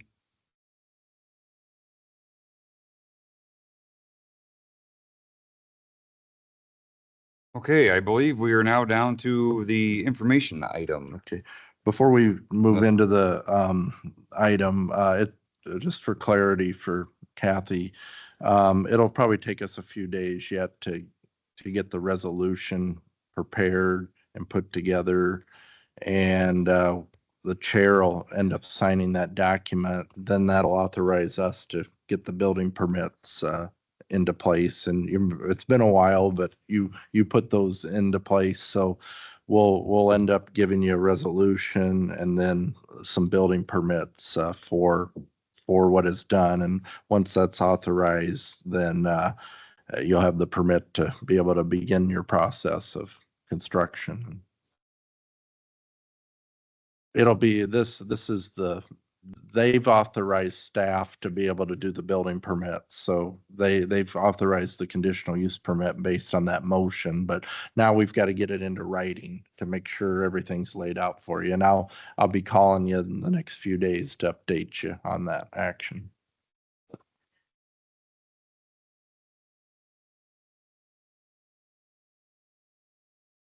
Okay, we can. Okay, thank you for that clarification, Dan. I'll move down to the next agenda item, which is a information item. And I'll turn that over to you. Yeah. We have, I don't intend to have any major groundbreaking information to deliver as far as this recommendation contemplating decommission requirements as part of a new ordinance regarding carbon pipelines. I'm pretty much in the same spot as far as I've asked Mr. Loomis to look at this, and of course they are still very busy, but the Board of Supervisors did authorize for us to likely seek the outside counsel as far as how they've proceeded, or as far as finding a way to create this decommissioning set of requirements for the carbon pipeline. And when the zoning commission, the board of supervisors meet, it's my goal to have this out here because the supervisors placed you on the pipeline team as far as information. And so I would ask you kind of in the meantime, I don't want to really say the phrase hang tight, but if you have information as far as decommissioning that you're willing to share with me, that you find in some independent research that you want to send over my way, please do it so that I can compile. I'm looking for things too, but I think if we have a all hands on deck, like the supervisors had mentioned, I know I learned quite a bit about the letter from Doyle as far as the government interaction. I think it was where they kind of like, we've been talking about this jurisdictional relationship for quite some time as far as the carbon pipeline. And we know many of the companies have the perspective that, you know, there's a preferred branch of government that has control over it. Well, another branch doesn't have control, or I should say jurisdiction. And so this is about identifying data and information that indeed puts it in the local jurisdiction to be able to regulate, but that still needs that level of attorney input and attorney scrutiny. And I think we can get to a set of language, which is fine. I even think the crafting of the language is a pretty reasonable part. It's just having the attorney kind of give you the thumbs up as far as will this work or will not this work. The letter that was shared is a kind of a government practitioner who should know generally what that relationship is, but we still kind of have to navigate through this. And we know that the pipeline issue throughout the last several years. I feel like we've kind of lived through these little mini phases or eras where I would almost like to, like how, you know, how we divide history into you got the Enlightenment and the Renaissance and all those time frames. I feel like the pipeline saga has kind of went into those different eras. And we're at an era now where we're watching the Dakotas, we're very carefully and trying to see. And I think this is kind of a, you know, a proactive policy proposal for identifying, but I'm very interested in, you know, if you would like, and it's kind of an expectation of the board to engage with me a little bit as far as if you find anything, and I just ask you to go out and Google or do some basic research and see what you have to offer as far as what a local government can do about a pipeline. In particular, though, decommissioning, because that's what we're looking at here.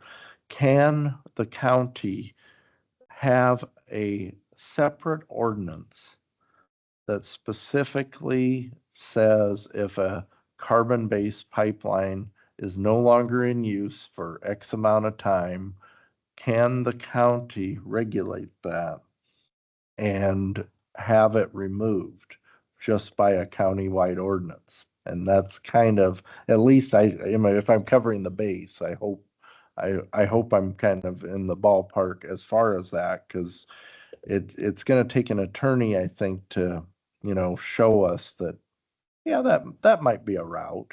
And Have you been able to see the actual easements they've already signed? generally, I can't get as specific as saying I've directly seen them, but I know of them. I haven't seen them per se. Because I know in the past, there's the decommissioning is in the easement. Yeah. Already. So even though the pipeline isn't built, I think there's a legal issue there of which comes first, the signed easement or the building of the pipeline. And when does the county make its ordinance to regulate it? Mm-hmm. Now, and you can see where they kind of give you the decision tree there, where you just decommission it and sort of abandon it, leave it in place, or you remove it out. And so I think it's going to take a bit of scrutiny with that relationship, at least within the prelim that I've looked at. But I think without having the net under us of the attorney, and that's what we need. I think it's going to be reasonable to come up with, you know, some language. I've looked at the two prongs there, but it's just, is that letter enough justification legally? And I think that's kind of the question mark.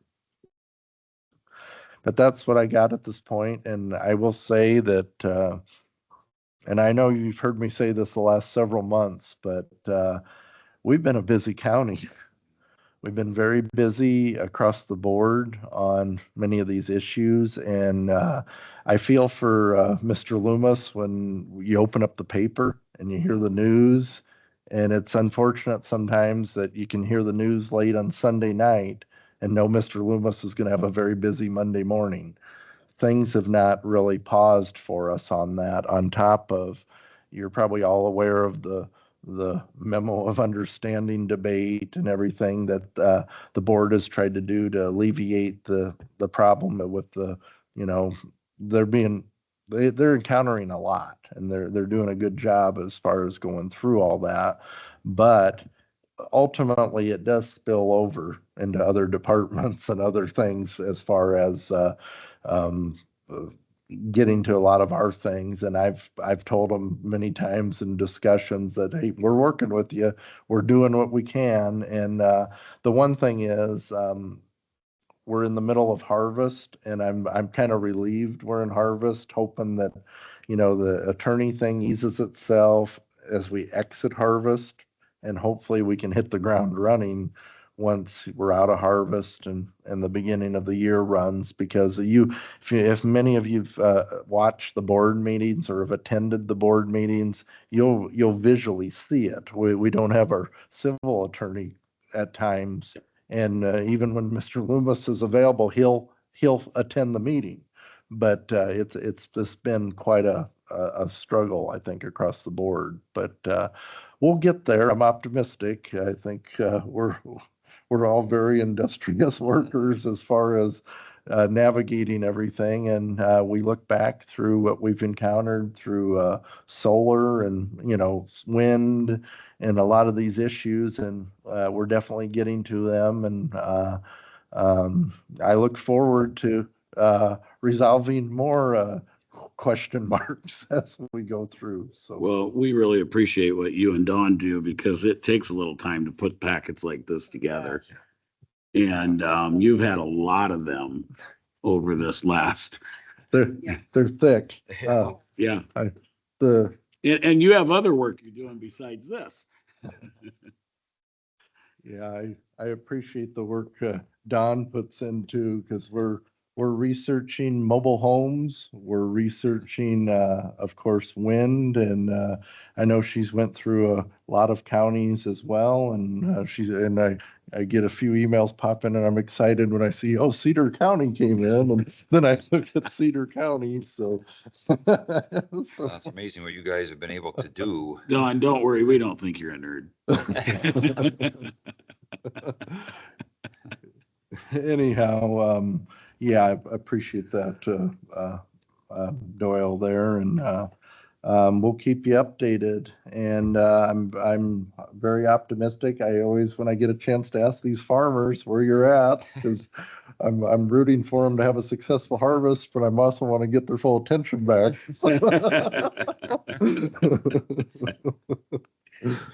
So we do appreciate that. So that's really all I got at this point as far as that decommissioning. So please keep an open dialogue on it and really talk to me directly. Again, we can't branch off in groups of 3, as you know, the quorum rules and everything. So the fact is, we do all these at the public meetings and kind of discuss them, but please research these items, and I'll try to get you as much packet materials as we move ahead, and hopefully I'll get over the next step. I've got a few things that I'm having reviewed at the county attorneys, and typically what Mr. Loomis does is, out of courtesy, when they exhaust the ability to look at something in the attorney's office before they go to outside counsel, they'll prepare a letter which tells the board, because the staff can't go to outside counsel, the board of supervisors have to authorize that.